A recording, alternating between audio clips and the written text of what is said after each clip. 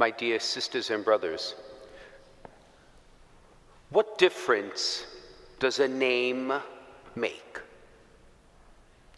Perhaps in most circumstances of life, names could be incidental, accidental, or have personal significance. But what I'd like to suggest is today, the name, a single name, is the key to understanding the deeper meaning of what the Lord is trying to teach us in this extraordinary, perhaps most famous of all of his appearances after his resurrection. And quite frankly, my dear brothers, it gives a key to what you are preparing to do upon ordination for the rest of your lives. Allow me to explain. When I traveled to the Holy Land for the very first time, I made my bucket list of places I wanted to visit. And on that list was Emmaus, as we hear, precisely because of its significance. And I was shocked to learn that no one knows where Emmaus actually is. There is no consensus. And in my struggle to try to make sense of that, the guide, who was a Franciscan, pulled me aside and he said, "Bishop, remember, the word, the name Emmaus, in one translation, literally means nowhere." And that's the key. For let us situate ourselves in the lives of these two disciples who are walking away from Jerusalem. You see, my friends, they had an expectation of who God was and what he was supposed to do. And that expectation was totally dashed. They seeked liberation in a way that God was not prepared to give. And so when this Messiah ruler was crucified and their world collapsed, they were fearful, confused, anxious. They were fearful because they had associated themselves with a company that were now outlawed. And the community that they had formed so tight had scattered to the four winds. And so we're told in the gospel they're walking away from all of that. They're walking away from Jerusalem where the ministry would continue. And so they were going literally to nowhere.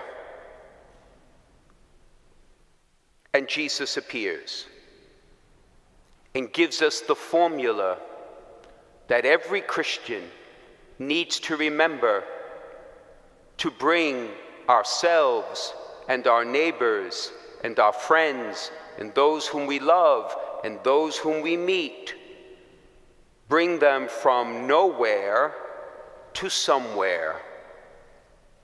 And what does he do? He first appears and makes his presence felt because in a moment of great fear and suffering and isolation and anxiety and loneliness, presence is a great gift.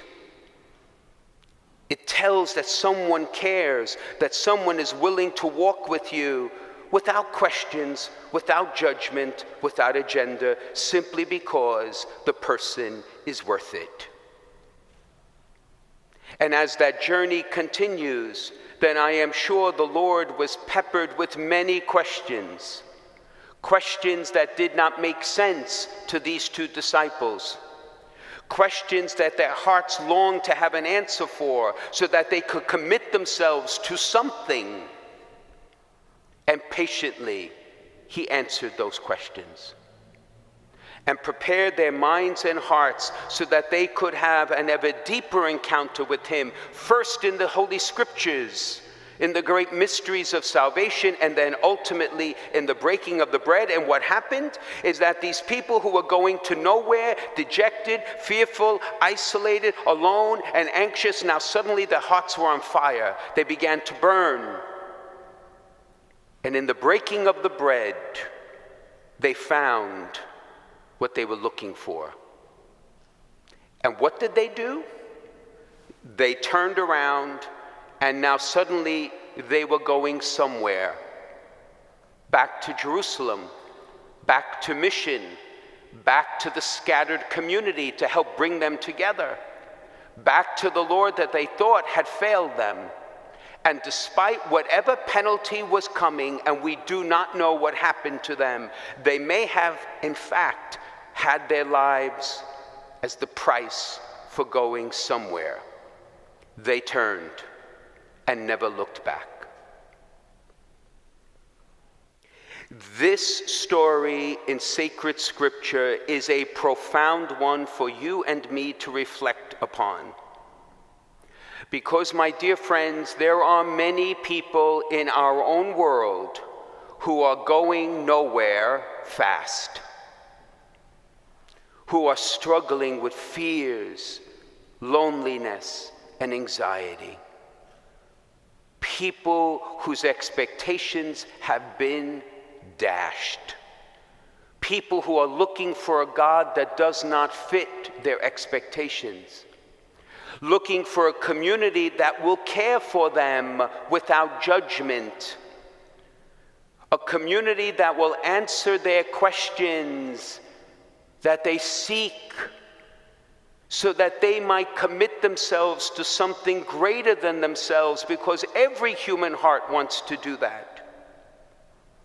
And so you see the methodology the Lord is asking of Christians of every age, and you and I in our own age, is to follow his example and to learn to walk and accompany those around us, to allow them the safe space to ask their questions, and gently, mercifully, patiently allow them to encounter the Lord in word, prayer, friendship, and sacrament, most especially here at the altar, where they can one day receive his body, blood, soul, and divinity, so that they might choose to go somewhere which matters, somewhere which lasts, somewhere that has eternal purpose, and that is walking in the footsteps of Jesus. And you, my three brothers, you are now entering into candidacy, which means your information to diaconate becomes ever more intense. So I admonish you, as I admonish those who are already in sacred orders, those who are studying to be priests, and all of us, my friends. In this age, most especially, you need to lead us to accompany those people whom society has decided are not worth the time or effort. To go into what I call the shadows and meet those individuals and lead them from Emmaus to Jerusalem. And I refer to those whom society does not consider to be worth much: the poor, the sick, the refugee, those who are struggling so personally and so deeply with mental illness, or just simply the anxieties of life, those whom society does not consider to be in the upper echelons, or the movers or shakers, or the ones who are the influences of our modern world. You see, they are God's children too, and they, many, are walking towards Emmaus. And we need to help them to find Jerusalem. Not because we are better, but because we are the servants of the Master, who is the best of us all. So, my dear friends, as we reflect this coming week on this profound story, may I ask you, is there someone, one person that you know of, who you think may be walking towards Emmaus? Someone that you and I can purposefully and intentionally invite to walk somewhere else, and to simply be with them, make presence with them, establish perhaps a friendship with them, and in our patience and mercy begin to travel with them in the wrong direction for a while, until with God's grace they can see what we see and begin to walk in the direction towards Christ. For there they will find their hope, their destiny, their happiness, their purpose, their joy. So what difference does a name make? A big difference. For my friends, we, our young people, our young adults, those whom society has forgotten, and all good people of will, we are all called to go from Emmaus to Jerusalem and to glory with our risen Lord.